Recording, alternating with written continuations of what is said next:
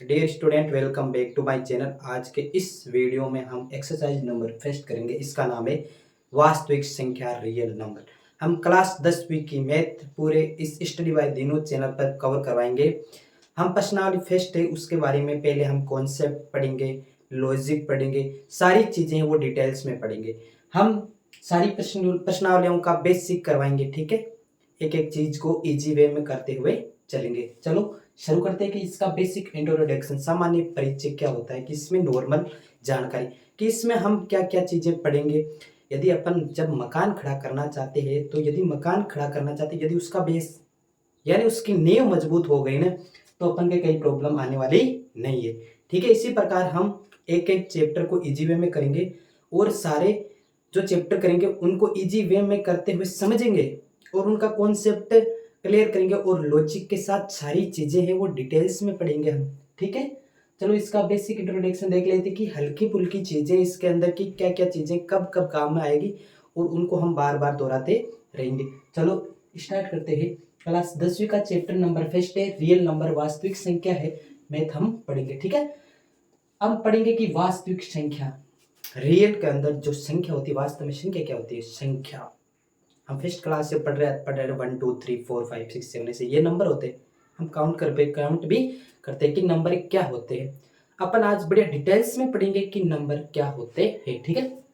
अपन देखते हैं कि वास्तविक संख्या रियल नंबर संख्या क्या होती है।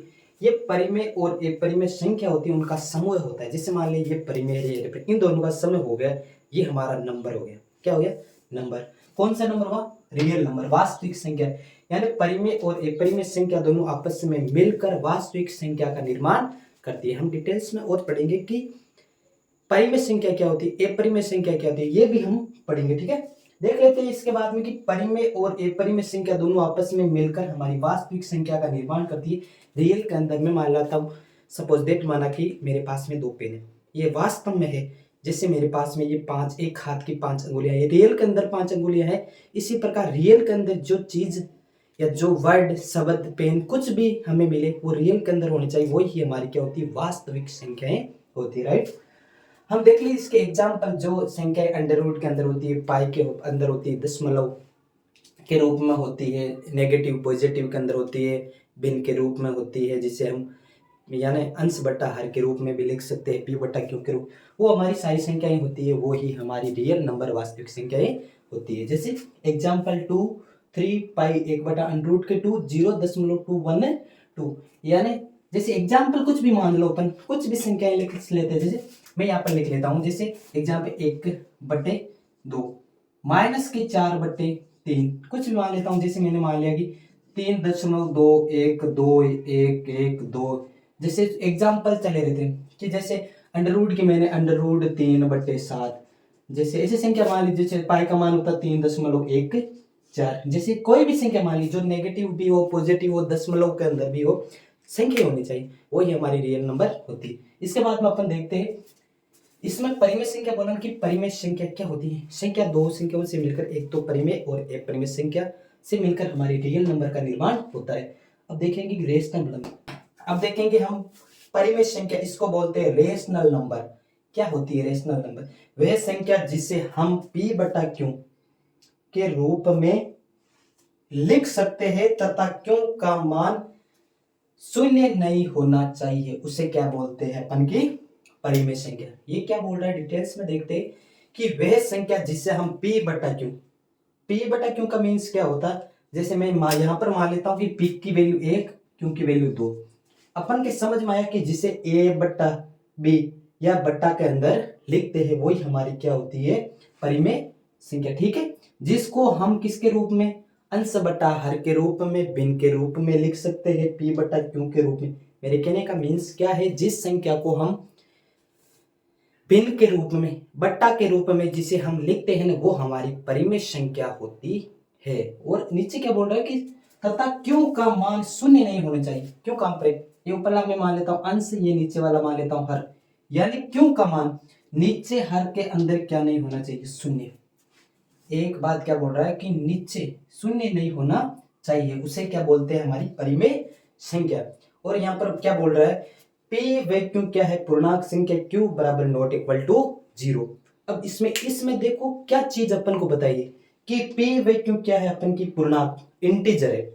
पी वे तो क्यों अपन की मान ली कि इंटीजर पूर्णांक संख्या है, लेकिन हम मान लेते हैं कि यहाँ पर विशेष बात क्या बताई कि क्यों का मान शून्य नहीं होना चाहिए। इंटीजर के अंदर पी वे क्यू क्या होते हैं, पूर्णांक। पूर्णांक संख्या माइनस अनंत से स्टार्ट होती है और प्लस अनंत तक जाती है। जैसे मैं यहाँ पर लिखता हूँ कि माइनस अनंत स्टार्ट होते हैं तो माइनस के 3 मान लेता हूँ, माइनस के 2, माइनस के 1, शून्य 1 2 3, यानी ये किसके पॉजिटिव प्लस के। इसमें क्या आ रहा है अपन का शून्य।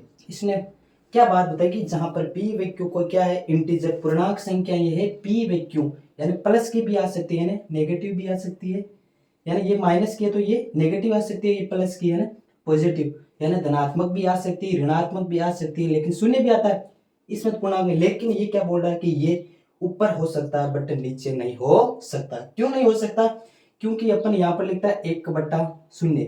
इसका मीन्स क्या होता है, एक परिभाषित बोल सकते हैं या क्या बोल सकते हैं 1/0 अनंत इन्फिनिटी भी अपन बोल सकते हैं। ये विशेष बात बताई इसने, जिससे हम p बटा क्यों या अंश बटा हर के रूप में लिख सकते हैं अपन, उसे क्या बोलते हैं परिमेय संख्या। तथा क्यों का मान इसने विशेष बताया कि नीचे शून्य नहीं होना चाहिए, शून्य होते ही अपरिभाषित या इंफिनिटी हो सकता है। ठीक है, उससे अपन क्या बोलते हैं परिमेय संख्या। जैसे एग्जाम्पल मैंने लिया कि p बटा क्यों के रूप में लिख सकते हैं। जो यहाँ पर एग्जाम्पल देखो, इसमें अपन की संख्या कौन सी होनी चाहिए, ये बोला कि ओनली फॉर, केवल और धनात्मक और ऋणात्मक संख्या हो सकती है, नीचे शून्य नहीं हो सकता है, पॉजिटिव नेगेटिव हो सकती है। इसने विशेष बताया कि पी वैक्यू क्या है, पूर्णांक।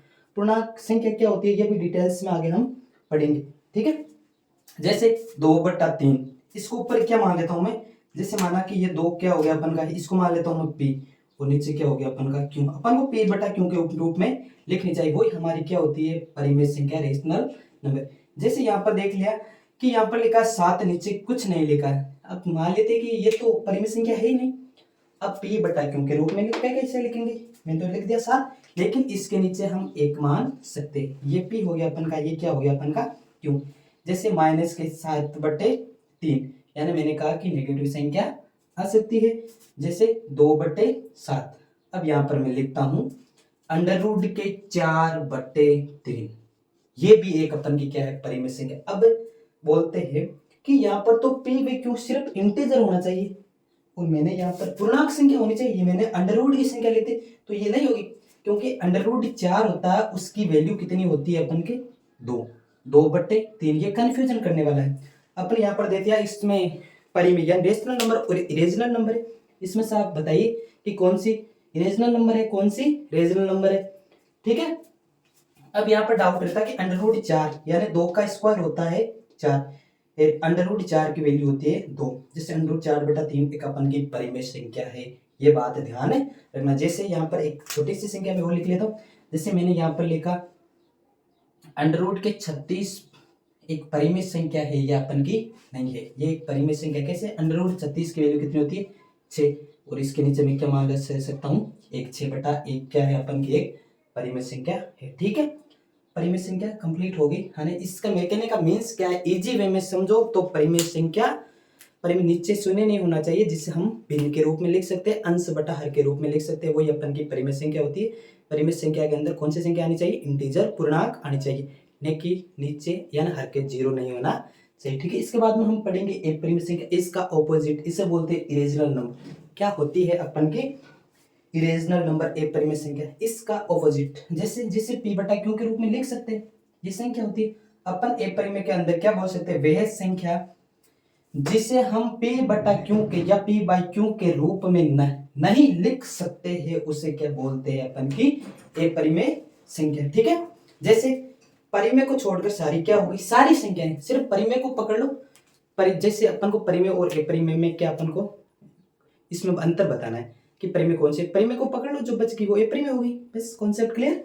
जिसे हम p बटा क्यों के रूप में नहीं लिख सकते वो अपन की अपरिमेय संख्या। वे संख्या जिसे हम p बटा या p बाई क्यों के रूप में नहीं लिख सकते वो अपरिमेय संख्या होती है।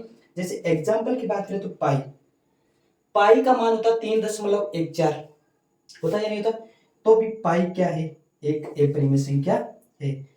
√2/3 0.121 ये अपन की क्या होती है, जैसे ना पॉइंट की संख्या हो गई, बट्टा यानी बट्टा की संख्या जिसके अंदर √ के अंदर जिसकी फिक्स कोई वैल्यू नहीं होती है ना, वो अपरिमेय के अंदर आती है, राइट। जैसे पॉइंट की हो गई संख्या पाई अंडर रूट 2/3। जैसे अपन भी एग्जांपल एक दो और ले लेते, जैसे मैं सपोज दैट मान लेता हूँ, यहाँ पर मैं लिख देता हूँ अंडर रूट 7/3। अंडर रूट 7/3 मैंने लिख दिया कि अंडर रूट 7 की कोई वैल्यू नहीं होती, ये अपन की क्या होगी, ए परिमेय हो गई। जैसे मान लेता हूँ, जैसे अंडर रूट के जैसे 10 मान लेता हूँ, 10/1 कुछ भी मान सकते हैं, जैसे 2.1 2 3, ये अपन की क्या होगी, ए परिमेय संख्या। ठीक है, आगे पढ़ेंगे। चलो अपन ने पहले देख लिया था कि वास्तविक संख्या परिमेय और अपरिमेय संख्याओं से मिलकर बनी होती है। अब हम देखेंगे कि परिमेय संख्या किससे मिलकर बनी होती है, अपरिमेय संख्या किससे मिलकर बनी होती है। हम देखते हैं कि परिमेय संख्या किस किस से मिलकर बनी होती है। परिमेय संख्या देखो, यहाँ पर प्राकृत, पूर्ण और पूर्णांक। यहाँ पर प्राकृत, पूर्ण और पूर्णांक। प्राकृत संख्या नेचुरल नंबर, पूर्ण संख्या होल नंबर और पूर्णांक इंटीजर, तीन से मिलकर अपन की क्या बनती है, परिमेय संख्या। परिमेय संख्या क्या होती है, जिसे हम p बटा q के रूप में लिख सकते हैं, अंश बटा हर के रूप में लिख सकते हैं, वो परिमेय संख्या। ठीक है, हम अब इसकी डेफिनेशन देखेंगे कि प्राकृत, पूर्ण और पूर्णांक संख्याएं क्या क्या होती है। ठीक है, पहले यहाँ पर देखते हैं कि वास्तविक संख्या अपन ने पढ़ा था कि परिमेय और अपरिमेय संख्याओं से मिलकर बनी होती है। वास्तविक संख्या दो टाइप की होती है। इसके बाद में हम इसका टाइप देखते हैं कि परिमेय संख्या किससे मिलकर बनी होती है। पूर्ण, पूर्णांक, प्राकृत, पूर्ण और पूर्णांक, तीन संख्या मिलकर क्या बनाती है, परिमेय संख्या बनाती है। क्या बनाती है अपन की, परिमेय संख्या। अब प्राकृत संख्या नेचुरल नंबर, पूर्ण संख्या होल नंबर, पूर्णांक इंटीजर, इन तीनों की हम डेफिनेशन देखेंगे कि इसकी क्या क्या परिभाषा होती है, कहां से स्टार्ट होती है और कहां तक ये चलती है। ठीक है, यहाँ पर पहले देख लेते हैं। नंबर 1 पर है प्राकृत संख्या नेचुरल नंबर। प्राकृत संख्या नेचुरल नंबर किसे बोलते हैं, नेचुरल नंबर। इसकी याद रखने की एक टिप से, प्राकृत या नेचुरल नंबर, अपन की प्रकृति है ना, प्रकृति के मान देखो, ये एक मार्कर विद्यमान, एक से अनंत मार्कर हमारे यहाँ प्रकृति में विद्यमान। तो यहाँ पर मैं क्या बोल सकता हूँ कि एक से अनंत तक सभी धनात्मक यानी पॉजिटिव संख्याओं को क्या बोलते हैं अपन की, प्राकृत संख्या नेचुरल नंबर। क्या बोला मैंने कि प्राकृत संख्या का शॉर्ट ट्रिक क्या है, अपन को कोई पूछ ले कि प्राकृत संख्या क्या होती है, ये मैं बोल सकता हूँ कि एक, मेरे पास में डेफिनेटली एक मार्कर है, एक से अनंत तक सभी धनात्मक संख्याओं के समूह को क्या बोलते हैं अपन की, प्राकृत संख्या नेचुरल नंबर। क्या इसके एग्जाम्पल की बात करें तो कैसे क्या कह सकता हूं मैं, एग्जाम्पल खास तौर से देखा कि एक से अनंत तक कहां से होती है, 1 2 3 4 5, ऐसे चलते चलते चलते प्लस इंफिनिटी तक, यानी एक से स्टार्ट होकर सारी पॉजिटिव संख्या अनंत तक जाती है, वो हमारी प्राकृत संख्या नेचुरल नंबर होती है। ठीक है, प्राकृत संख्या क्या होती है, प्रकृति में एक चीज विद्यमान एक से अनंत तक। ठीक है, हम क्या बोल सकते हैं, एक से स्टार्ट होती है अनंत तक चलती है ना, सारी पॉजिटिव संख्याओं क्या बोलते हैं अपन, प्राकृत संख्या। इसके बाद में आती पूर्ण। अब सुनो मेरी बात, यहाँ पर पूर्ण यानी होल नंबर, पूर्ण की बात आती है कि प्राकृत संख्या में क्या जोड़ दिया जाए कि वो पूरी हो जाए, यानी 1 से 9 अंक तक होते हैं, यानी जैसे शुरू से स्टार्ट करते शून्य अंक होते, यदि प्राकृत संख्या में मैं क्या ऐड कर दूं कि वो पूर्ण यानी पूरा हो जाए। यदि प्राकृत संख्या में शून्य ऐड कर दूं तो पूर्ण संख्या हो जाती है, पूर्ण यानी पूरी संख्या हो जाती है। तो मैं क्या बोल सकता हूँ, शून्य से स्टार्ट हो, शून्य 1 2 3 4 5 6, यहाँ कहां तक, इन्फिनिटी तक जाएगी, वो अपन की क्या होगी, पूर्णांक संख्या। तो यहाँ पर मैं क्या बोल सकता हूँ कि पूर्ण संख्या इसे बोलते हैं होल नंबर, शून्य से अनंत तक, ये एक से स्टार्ट होती है। क्या बोलता हूँ, यदि पूर्ण से, ये क्या सी अपन की प्राकृत संख्या, प्राकृत संख्या में क्या जोड़ दूं कि पूर्ण हो जाए, प्राकृत संख्या में यहाँ पर मैं शून्य जोड़ देता हूँ तो ये अपन की पूर्ण संख्या होल नंबर हो जाती है। जैसे मैं यहाँ पर क्या लिख सकता हूँ एग्जाम्पल के तौर से कि यहाँ इसमें क्या जोड़ू मैं, प्राकृत संख्या में शून्य जोड़ दूं, शून्य 1 2 3 4, ऐसे चलते चलते प्लस इंफिनिटी तक चलेगा, ये अपन का पूर्ण संख्या हो गई, पूरी कंप्लीट होगी। इसके बाद में एक हमारी बचती है पूर्णांक इंटीजर। अपन ने पहले देखा ना इंटीजर क्या होती है, पूर्णांक देखा था किसमें, परिमेय संख्या में देखा था कि पूर्णांक क्या होता है, इंटीजर, यानी जिसमें पॉजिटिव संख्या आती है, नेगेटिव संख्या आती है, धन, और क्या आता है, उदासीन, शून्य भी आता है, यानी जिसमें पॉजिटिव और नेगेटिव संख्या का जो समूह होता है, आपस में ऋणात्मक संख्या आती है और धनात्मक संख्या आती है, दोनों मिलकर अपन की क्या बनाती है, इंटीजर पूर्णांक। यहाँ पर क्या बोल सकते हैं कि पूर्णांक संख्या इंटीजर, इंटीजर क्या होती है, पूर्णांक संख्या धनात्मक यानी पॉजिटिव व नेगेटिव यानी ऋणात्मक संख्याओं का जो समूह होता है, दोनों का कॉम्बिनेशन। मैं यहाँ पर देख लेता हूँ, ये मेरे पास पॉजिटिव है, ये नेगेटिव है, ये दोनों का कॉम्बिनेशन बैठता है कि दोनों मिलकर एक क्या बनाती है, पूर्णांक इंटीजर बनाती है। तो यहाँ पर क्या कह सकते हैं कि धनात्मक व ऋणात्मक संख्याओं के समय को क्या बोलते हैं, इंटीजर। यहाँ पे एग्जाम्पल के तौर पर देख लेते हैं, तो एग्जाम्पल धनात्मक यानी यहाँ पर देखता हूँ माइनस इंफिनिटी से स्टार्ट होती है, जैसे -3, -2, -1, यानी ये शून्य, यहाँ पॉजिटिव के चल दो, 1 पॉजिटिव का, 2 पॉजिटिव के, 3 पॉजिटिव के, चलते चल प्लस पॉजिटिव तक। यहाँ पर क्या बोल सकते हैं, ये किसका नेगेटिव, ये क्या अपन का पॉजिटिव यानी नेगेटिव, और यानी ऋणात्मक, ये अपन की क्या हो गई, ऋणात्मक हो गई ने, और अपन की ये क्या हो गई, धनात्मक। दोनों संख्याओं का क्या होता है, कॉम्बिनेशन क्या कहलाता है, आपका इंटीजर पूर्णांक संख्या कहलाता है। इसके बाद में हम पढ़ेंगे कि भाज्य और अभाज्य संख्या क्या होती है, इसके बारे में हम पढ़ेंगे डिटेल्स। देखते हैं कि भाज्य संख्या क्या होती है, अभाज्य संख्या क्या होती है। भाज्य संख्या वो होती है जिसके दो से अधिक गुणनखंड हो, दो से अधिक क्या हो, गुणनखंड, वो अपन की भाज्य संख्या होती है। या क्या बोल सकते हैं, वह संख्या जिसमें एक वे स्वयं के अलावा किसी और संख्या का भी भाग जाता है या विभाजित होती है, वो अपन की भाज्य संख्या होती है। जैसे एग्जाम्पल के तौर पर हम देख ले कि सबसे छोटी भाज्य संख्या जिसके दो से अधिक गुणनखंड, संख्या मान लेते हैं कि शून्य से स्टार्ट होती है, 1, जैसे शून्य 1 2 3, जैसे शून्य के अंदर किसका भाग नहीं जाता है, जैसे एक के अंदर सिर्फ ओनली 4 केवल और केवल एक का भाग जाता है, दो के अंदर एक तो एक का और एक दो का जाता है, तीन के अंदर एक का भाग जाता है, एक 3 का जाता है, और 4 के अंदर एक का भाग जाता है, 2 का भाग जाता है और 4 का जाता है। तो हम कह सकते हैं कि सबसे छोटी भाज्य संख्या अपन की क्या होगी, 4। क्या होगी अपन की, 4। अब यहाँ पर देख लेते हैं कि एग्जाम्पल के तौर पर, यानी वह संख्या, अब यहाँ पर देखते हैं कि भाज्य संख्या यानी वह संख्या जिसके दो से अधिक गुणनखंड हो, उसे क्या बोलते हैं, भाज्य संख्या। या इसकी एक डेफिनेशन और है कि वह संख्या जिसमें एक वे स्वयं के अलावा किसी और संख्या का भी भाग जाता है या और संख्या से विभाजित होती है, वो अपन की भाज्य संख्या होती है। यहाँ पर एग्जाम्पल के तौर पर हम देखते हैं कि भाज्य संख्या जैसे अपन के पास में संख्या होती है, जैसे 1 2 3 4 5 ऐसे चलती चली जाती। जैसे एक के अंदर सिर्फ ओनली 4 एक का भाग जाता है, दो के अंदर एक और एक का जाता है, दो का जाता है, तीन के अंदर भाग एक का जाता है, तीन का जाता है, यानी इसका एक गुणनखंड हो गए, इसके दो हो गए, इसके दो हो गए। अब 4 देखते हैं कि इसमें एक का भाग जाता है, 4 में 2 का भाग जाता है और किसका जाता है, 4 का जाता है। तो हम यहाँ पर क्या कह सकते हैं, सबसे छोटी भाज्य संख्या अपन की क्या हो गई, 4। इसके बाद में 5 के अंदर एक का भाग जाता है, 5 का जाता है, कितने गुणनखंड, ओनली 4 2 गुणनखंड। इसके बाद में अपन की 6 देख लेते, 6 के अंदर देखो एक का भाग जाता है, 2 का भाग जाता है, 3 का भाग जाता है, 6 का भाग जाता है। मेरे कहने का मीन्स ये है कि 2 से अधिक गुणनखंड होने चाहिए, यहाँ पर 6। इसके बाद में 4 6, इसके बाद में 7 नहीं होगी, इस 7 के 2 गुणनखंड एक का भाग जाता है और 7 का। इसके बाद में 8 के बाद में 9 1 से विभाजित होती है, 3 से होती है, 9 से होती है। इसके बाद में 10, जैसे 10 बाद में 12, ये अपन की चलती जाएगी।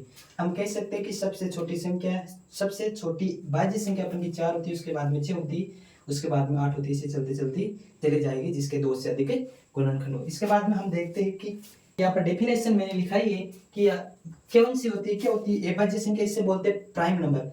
वह संख्या जिसके केवल 2 गुणनखंड हो उसे अभाज्य संख्या बोलते हैं, या अथवा क्या कह सकते हैं, वह संख्या जिसमें एक वे स्वयं के अलावा किसी और संख्या का भाग नहीं जाता, एक वे स्वयं के अलावा किसी और संख्या का उसमें भाग नहीं जाता है, उसे हम क्या बोलते हैं, अभाज्य संख्या। अब इसमें एग्जाम्पल की बात करें कि सबसे छोटी अभाज्य संख्या कौन सी होती है।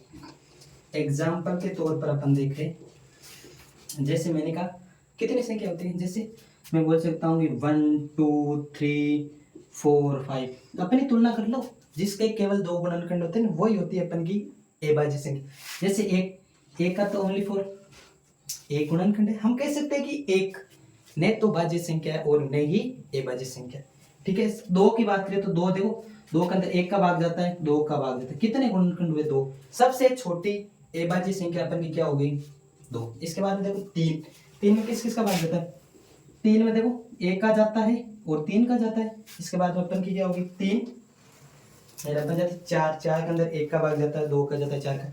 ये अपन की क्या थी, भाज्य संख्या थी ना, सबसे छोटी भाज्य संख्या थी। उसके बाद में 5, 5 में 1 का जाता है और 5 का जाता है।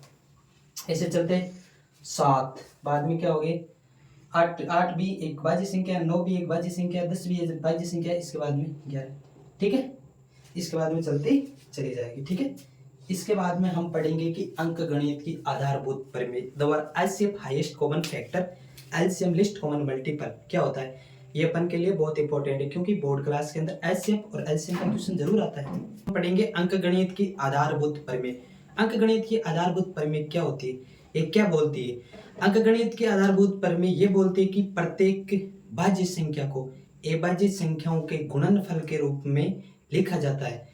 ये गुणनफल अभाज्य गुणनखंडों के आने वाले क्रम के बिना अद्वितीय होते। इसका मीन्स क्या है? इसका मीन्स ये है कि यदि प्रत्येक भाज्य संख्या की यदि टुकड़ा किया जाए तो वो अभाज्य संख्याओं के गुणनफल के रूप में होने चाहिए।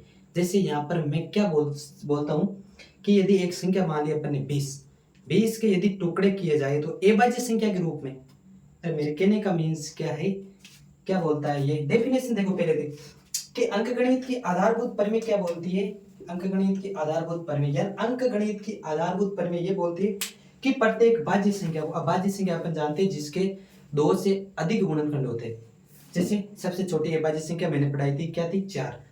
प्रत्येक भाज्य संख्या को अभाज्य संख्याओं के गुणनफल के रूप में, किसके? अभाज्य संख्याओं के गुणनफल के रूप में लिखा जाता है। ये टॉपिक आपके लिए बहुत वेरी मोस्ट इंपॉर्टेंट टॉपिक है बोर्ड क्लास वालों के लिए। यानी गुणनफल के रूप में व्यक्त किया जाता है। ये गुणनखंड अभाज्य गुणनखंडों के आने वाले क्रम के बिना अद्वितीय होते। मेरे कहने का मीन्स क्या है, यहाँ पर देखो मैं एक भाज्य संख्या लेता हूँ, उसके टुकड़े अभाज्य संख्याओं के रूप में करता हूँ। जैसे एग्जाम्पल के रूप में देखो यहाँ पर 20 यानी संख्या 20 के अभाज्य गुणनखंड, 20 के अभाज्य गुणनखंड, और एक संख्या में क्या लेता हूँ, एक संख्या में यहाँ पर लेता हूँ जैसे 100 के अभाज्य गुण। इन दोनों के हम कैलकुलेशन करके बताएंगे कि अभाज्य गुणनखंड क्या होते हैं। ये बहुत इंपॉर्टेंट आपके लिए मोस्ट इंपॉर्टेंट टॉपिक है ये निकालना।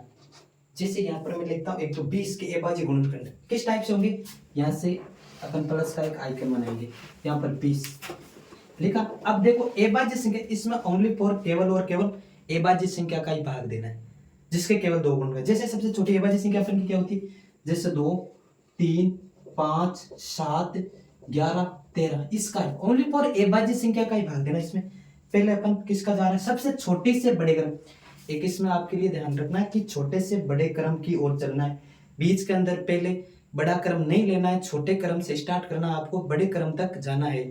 ठीक है, जैसे अपन में 20 में किसका भाग जाता है, पहले 2 का जाता है, कितनी बार जाता है, 10 बार, और 2 का जाता है, कितनी बार जाता है, 5 बार। अब देखो अभाज्य संख्या 3 का भी नहीं जाता, आगे कौन है, 5 का जाता है, 5 का भाग 5 में कितनी बार जाता है, 1 बार। ठीक है, तो अपन को इसके टुकड़े क्या मिले, 2 × 2 कितने, 4 को 5 से गुणा के 5 चौक 20। इसके टुकड़े क्या मिले अपन को, इसके देखो 2 × 2 × 5। ये क्या लिख सकते हैं, में आधार समान हो तो अपन घाते जोड़ सकते हैं, 2 की पावर 1, 2 की पावर 1, यानी 2 की पावर 2 × 5। राइट, ये अभाज्य गुणनखंड इस टाइप से होंगे। अपन के क्वेश्चन भी आएगा कि अभाज्य गुणनखंड किस टाइप से अपन निकालते। इसके बाद में एक 100 और पकड़ लेते, इसके अभाज्य गुणनखंड कर लेते शॉर्ट तरीके से आराम से। जैसे यहाँ पर 100 मैंने पकड़ा, ठीक है, यहाँ पर देखो मैंने 100 को काउंट किया, तो 100 को क्या करना है आपको, अभाज्य गुणनखंड यानी अभाज्य संख्या का ही भाग देना। सर्वप्रथम मैं किसको यहाँ पर ऐड करता हूँ, 2 को। 2 का भाग 100 में कितनी बार जाता है, 50 बार। 2 का भाग 50 में और जाता है, तो 2 का भाग 50 में कितनी बार जाता है, 25 बार जाता है। अब देखो 2 का नहीं जाता है, किसका जाता है, यहाँ पर 5 का भाग जाता है। 5 का भाग 25 में कितनी बार जाता है, 5 बार। अब 5 का भाग 5 में जाता है एक बार। तो अपन को इसके टुकड़े क्या मिले, 2 × 2, 5 × 5, यानी 2 × 2 × 5 × 5। यहाँ पर इसको क्या लिख सकते, आधार समान, यानी ये दोनों बेस समान, तो इसकी पावर कितनी नहीं हो तो अपन 1 होती है। 2 की पावर देखो 1 रे कितनी हो गई, आधार समान हो तो घातें जुड़ जाती है, इंटू 5 की पावर भी, जैसे 1 रे कितनी हो गई है, 2।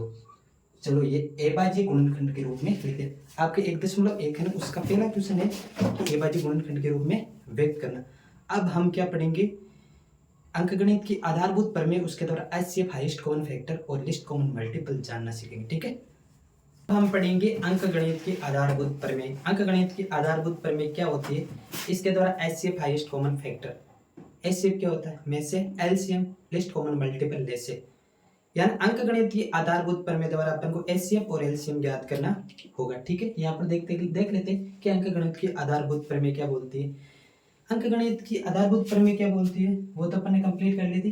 यदि अब देखेंगे अंकगणित की आधारभूत प्रमेय द्वारा एचसीएफ और एलसीएम ज्ञात करना सीख रहे। ठीक है, एचसीएफ क्या होता है डिटेल्स में पढ़ेंगे इसको।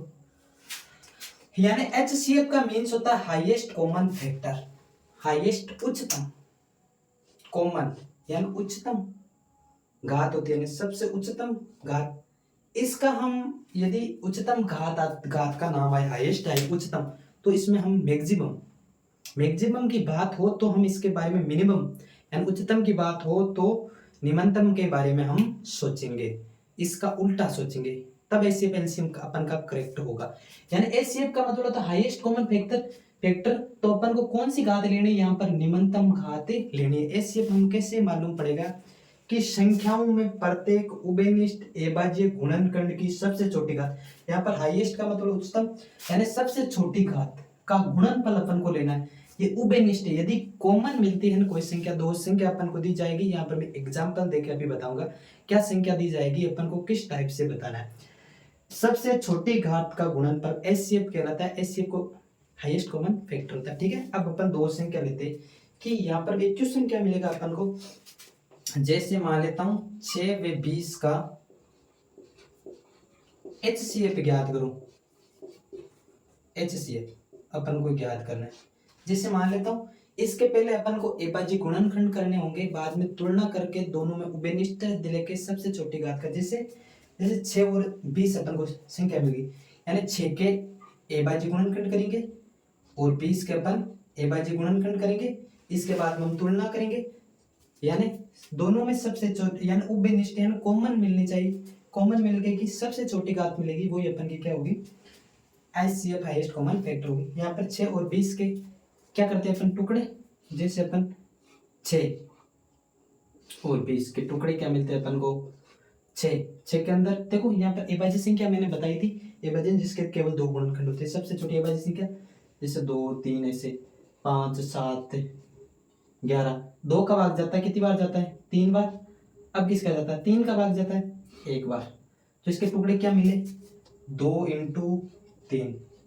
ठीक है, इसके बाद में देखो 20 में सबसे छोटी संख्या किसका भाग जाता है 2 का भाग जाता है 10 बार, 2 का भाग जोड़ जाता है 5 बार, अब किसका जाएगा 5 का जाएगा 1 बार।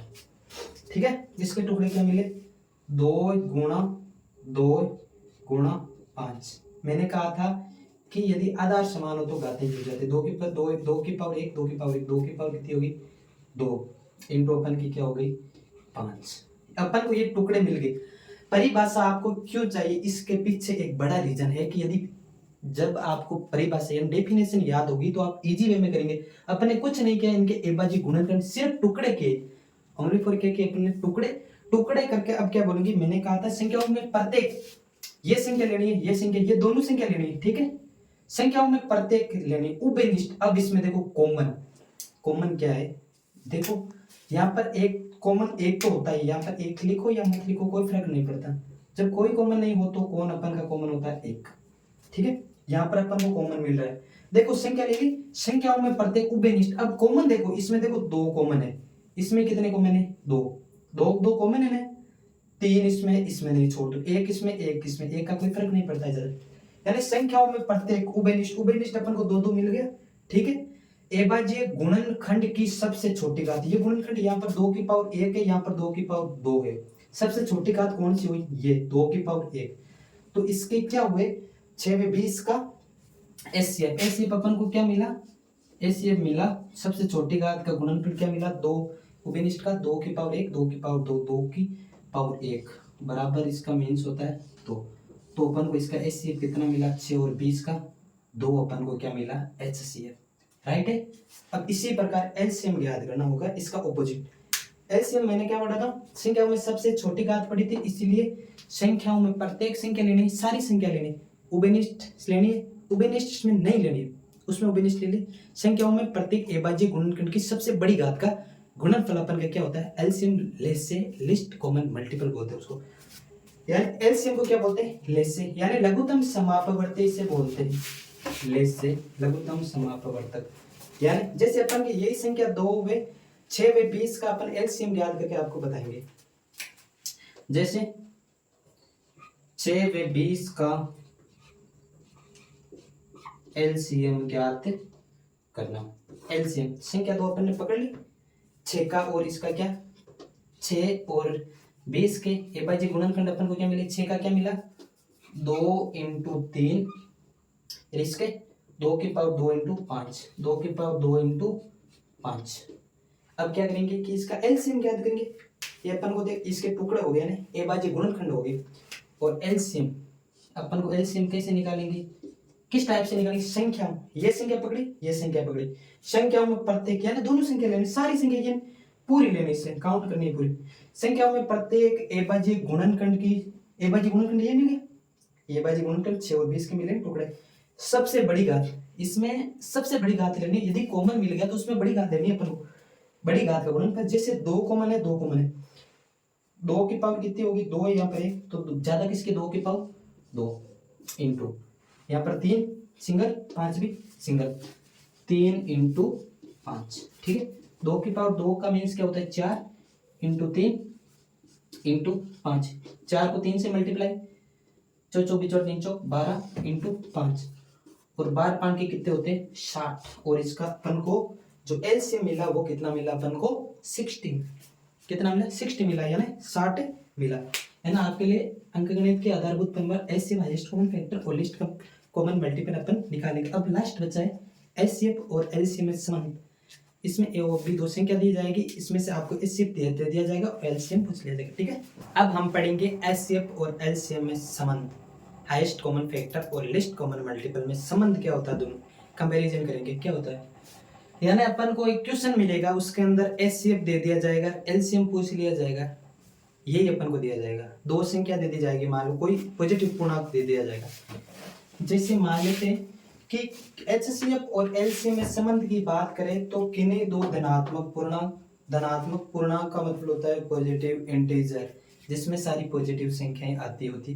पूर्णांक संख्या तो जानते हो आप, -∞ से स्टार्ट होती है, +∞ तक चलती है। अपन को यहाँ पर बोल रहा है कि पॉजिटिव पूर्णांक लेना है, कि नेगेटिव, सारी पॉजिटिव संख्या लेनी है, एचसीएफ और एलसीएम ज्ञात करते हैं। तो पूर्णांक ए व बी के लिए यहाँ पर क्या है, संख्या है ए और बी, क्या पर ए भी संख्या मिलेगी आपको, बी भी संख्या मिलेगी। यहाँ पर क्या है संबंध, एचसीएफ इंटू एलसीएम, यानी हाईएस्ट कॉमन फैक्टर और लिस्ट कॉमन मल्टीपल को अपन गुणा करवाते हैं तो अपन को 2 संख्याएं मिलती है, ए इंटू बी, यानी ये क्या है एचसीएफ एलसीएम, ये क्या है ए बी, कोई 2 धनात्मक पूर्णांक है, यहाँ पर लिख सकता 2 संख्याओं का गुणनफल, या 2 धनात्मक पूर्णांकों का, 2 धनात्मक पूर्णांक है इनका गुणनफल, 2 पॉजिटिव इंटीजर अपन के पास यहाँ पर मिल गए, ठीक है। इन दोनों को मल्टीप्लाई कराएंगे तो अपन को एचसीएफ और एलसीएम के बराबर होती है जो संख्या होती है, अपन 2 संख्या होती है उसका एचसीएफ और एलसीएम निकालते हैं, ठीक है। इसी प्रकार दोनों का एचसीएफ और एलसीएम किसके बराबर होता है, किन्हीं 2 पॉजिटिव संख्या के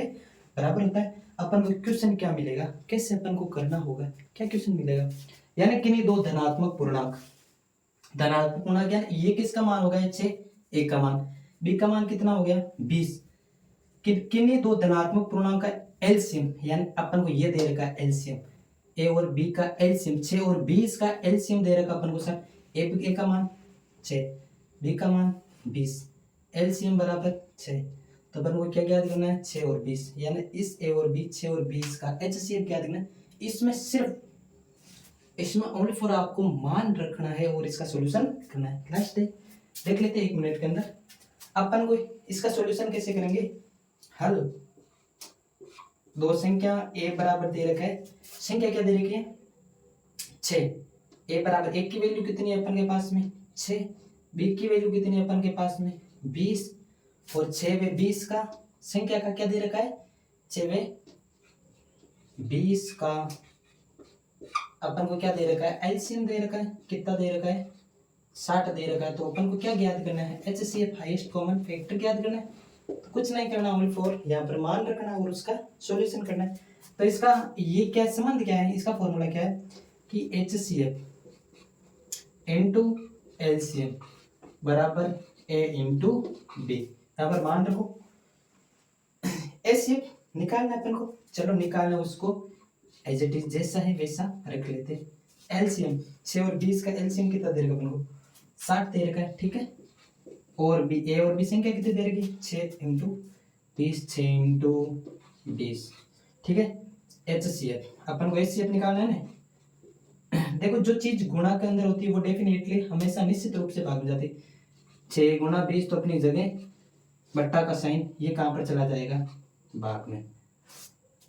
यहाँ पर देखो ऊपर से काट लो, 1 0 से 1 0 कैंसिल हो गया और 6 इंटू 2 कितने हो गए 12, बट्टे नीचे कितने बच गए 6 के पावड़े से 12 कितनी बार करते हैं 2 बार। तो अपन को HCF कितना मिला 2, HCF बराबर 2 आंसर। चलो अब इस